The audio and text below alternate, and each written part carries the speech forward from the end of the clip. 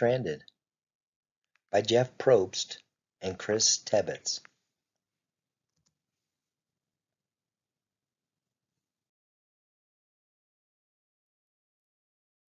Chapter 2.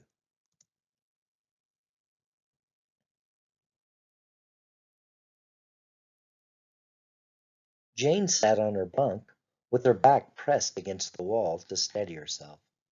The boat was rocking too hard to prop her camera on a shelf like she usually did. Instead, she held it out at arm's length and pressed record. Hi, everyone. It's Jane B. again, reporting for Evanston Elementary. It took more concentration to hold the camera steady than it did to say the words. Today is June 28th, and it's the fourth day of our sailing trip. I don't know if you can tell, but the weather's not really as nice today. Here, I'll show you. She held the camera up to the cabin's porthole to show the tossing waves outside. On the view screen, it looked as if the whole world were tilting back and forth. She didn't need her whole class to know how scared she actually was. Not Vanessa and the boys either. They all treated her like a baby to begin with, so she talked about other things instead. I read in one of Uncle Dexter's books that the Pacific Ocean is 10,000 miles across and has some of the strongest wind currents in the world, Jane narrated. Less than 1% of the whole ocean is covered in land, so I guess there isn't much to stop the wind from blowing out here. She had done plenty of research for her report. She always did. Carter called her a brainiac for doing extra credit work over summer vacation. But then again, Carter's best subject was Jim. Besides, it was something to do while the storm set in around them. Uncle Dexter says the weather can change really fast around here, Jane went on, as casually as she could. In the meantime, there's not that much to tell. We're all just staying put and holding on tight. Dex calls it hunkering down, so I guess that's what we're going to do. Until later, this is Jane Benson, reporting from somewhere in the South Pacific. By the time it started to get dark, Buzz was starting to feel normal again. Maybe the seasickness was finally behind him. Or maybe there just wasn't anything left to throw up, Buzz thought. In any case, he still wasn't hungry. Nobody was. The weather had only gotten worse, and it seemed to have taken everyone's appetite. The kids all spent the evening sitting around the galley table, holding on to the edges of things for balance as the boat rolled over the waves. Each time another one hit, it was like a jolt to the body. While they waited for the storm to pass, Jane watched and rewatched all the videos that she had made for her report so far. Vanessa sat and played the same game on her phone over and over. She had given up trying to text her friends days ago, when it became clear that there was no cell reception out here on the open ocean. Carter listened to music with his headphones on and practiced nautical knots with an old piece of rope. Buzz just sat listening to the wind whistling through the masts and the rain pelting the boat from all sides. He had already run down the batteries on the handheld game that he had brought, along with his spare batteries. On top of that, without any sun all day, the boat's solar panel hadn't been able to generate any electricity at all for the Lucky Star. The only other source of power was the boat's engine, but Dexter wasn't keen to use that in the storm. Dexter had told everyone to conserve electricity until further notice. That meant no laptop, no DVDs, and as few lights as possible below decks. Just after 8 o'clock, when the cabin windows had gone completely dark, a hatch opened, and Dexter came down the stairs. All week long, he'd been upbeat and smiling, like some kind of friendly giant who laughed at just about anything. But not now. His expression was grim as he ran a hand over his dripping wet face. I hate to tell you guys, but it looks like this is going to get worse before it gets better. There's a crazy cold front playing heck with forecasts. It's pushing some of the storm at us faster than we expected. He stopped and held tight to the upright pole in the middle of the salon as the boat dipped and rose and dipped again. Coffee mugs clattered against one another in the cabinet. Jane's camera slid across the table. This kind of thing's always a possibility, but not to worry, Dexter went on. The only thing to do now is to sit tight while we skirt around this squall a little farther. Does that mean we're changing course again? Vanessa asked. Yep, Dex said. He went to the nav station, unrolled a chart, and he looked at it, but just temporarily. Today's Boomerang Day, and I'll have us right back on track by tomorrow. Boomerang Day was Dex's name for the trip's midpoint when they came around and headed back toward Hawaii. Maybe that was a good thing, Buzz thought. It meant they'd gotten half of this trip over with. Then again, it also meant that they were as far from home as they had ever been. When Dex looked up from his chart, he seemed to sense something in their faces. He turned toward the group again with his hands clasped in front of him. Guys, I think your parents would be proud to see how brave that you're all being. I know it's scary, but you got me and Joe up top, handling everything. I just need you to be down here for one another. Does that make sense? Yeah, Vanessa said quietly. Carter shrugged. Carter?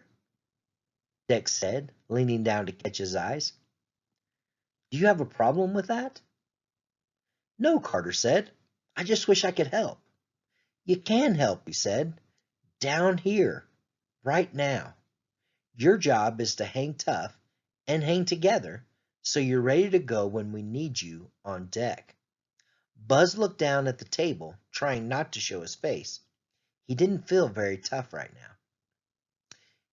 You know what, Dex said. I'm almost glad this storm came up. That seemed to get everyone's attention. Why? Jane asked. I've sailed with some rough and tumble crews before, even tougher than you four, he said with a wink. I remember this one time we went out fishing, a couple 100 miles north of Oahu. We got hit with the biggest, fastest moving squall that I'd ever seen.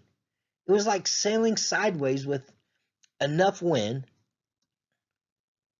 to blow you right off the deck. That storm made this one look like a little spring shower, and I don't think any of us thought we were going to see the morning. Uh, Dex, Buzz said. I thought you said that you were glad that the storm came up. Right, he said. My point is we all pulled together that night and made it through. Not only that, but those guys are still some of my best buddies. A hard turn like this just brings you closer together.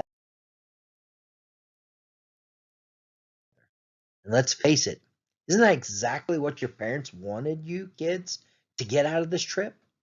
Just then the small companionway door at the back of the rear sleeping cabin opened up, and Joe shouted down from the cockpit. Dex, can you get up here? Now! What is it? Vanessa asked, the worry plain in her voice. What's going on? It's probably just a loose line. I'll go find out, Dex said. You sure you don't want my help? Carter asked. I can hold the wheel. Dexter turned and put one of his big hands to stop Carter. There's nothing that needs doing right now, he said, but I do want you guys to strap on your PFDs. What? Buzz blurted out. PFD stood for Personal Flotation Device, also known as a life jacket.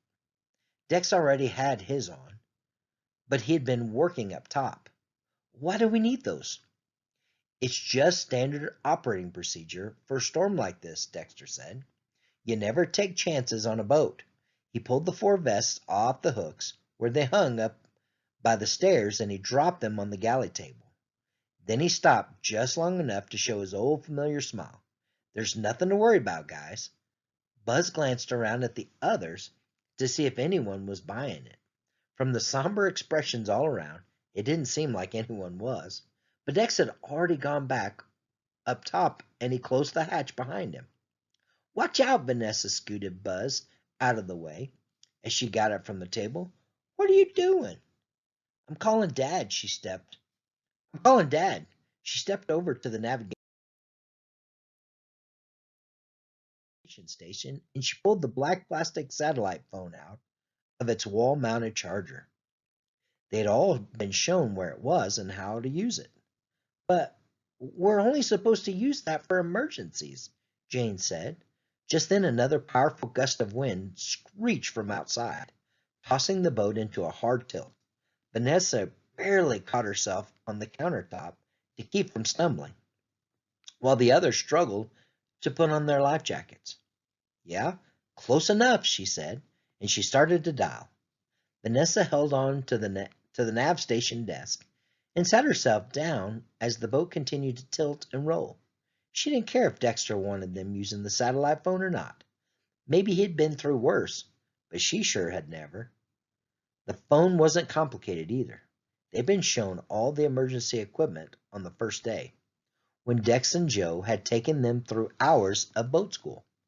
Before they set sail, Vanessa hadn't paid attention to all of it, but this was something she remembered. She dialed 001 and then her father's cell number. As soon as it started to ring on the other end, she felt tears begin to sting the corner of her eyes. Hello? Her father's voice came suddenly in her ear. Dad! Vanessa shouted. Dad! Vanessa, what's going on? Eric Diaz asked. I can barely hear you. We're in a storm, Daddy. It's bad, like really bad. Jane was there suddenly, reaching for the phone. Can I talk to Mom? Please? Pretty please? Then Carter was there too. Only Buzz stayed where he was, but he watched just as intently as the other two. Where's Dex? Her father asked. He and Joe are up top, Vanessa told him. Everyone's okay. I just wanted to hear your voice. Listen, sweetie, you're going to be fine. Dex and Joe know what they're doing. Just try to hold on and be brave. Okay? Vanessa took a deep breath. Okay, okay, she said, mostly because there wasn't any choice. Is is Beth there, Dad? Jane wants to talk to her. But before Vanessa could even hand over the phone, an enormous scraping sound screeched up from the boat. Everything seemed to stop short with a sudden, violent jerk, as if someone had jammed on the brakes. Vanessa felt herself thrown toward the back of the boat. The others tumbled around too, and the phone flew out of her hand. A cascade of books, dishes, storage baskets, and swiftly unrolling charts came down on top of her, where she landed hard against the aft cabin door. What just happened? Carter asked. Did we hit some rocks? Buzz asked. Dad! Vanessa shouted. Dad, can you hear me? She started scrambling through the pile of debris on the floor. but she couldn't find the phone anywhere. Instead, her hand landed in cold water. It was soaking the carpet. Vanessa realized when she looked to her right, she saw it was also pouring in from under the small engine compartment door. At the same moment, Joe came barreling down the galley steps. "Joe, what's going on?"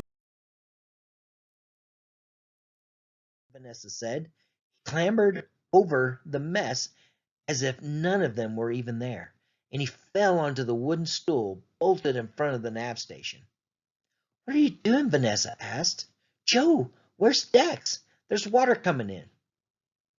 But Joe wasn't listening.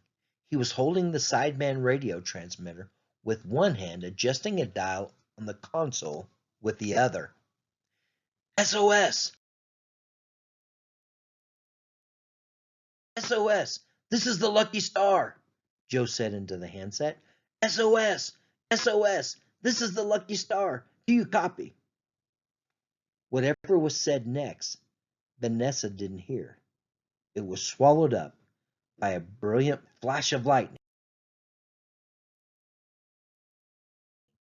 and a crash of thunder too overwhelming to be anywhere but right on top of them.